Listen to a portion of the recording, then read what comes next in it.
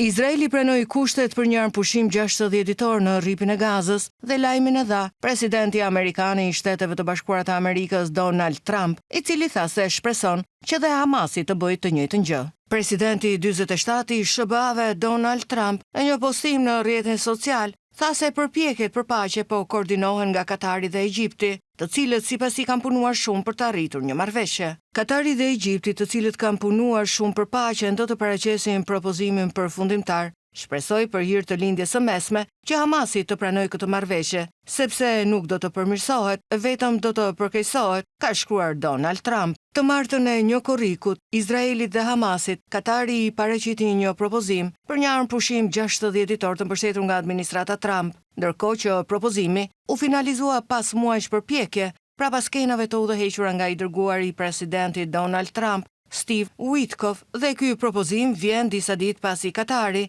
ndihmoi në ndërmjetësimin e një armpushimi midis Iranit dhe Izraelit pas sulmeve të Shteteve të Bashkuara të Amerikës dhe Izraelit ndaj programit bërthamor të Iranit. Ndërkaq presidenti amerikan Donald Trump u shpreh se do të ishte shumë i vendosur në bisedime me Netanyahun në një takim të planifikuar në Shtëpinë e Bardhë javën e ardhshme.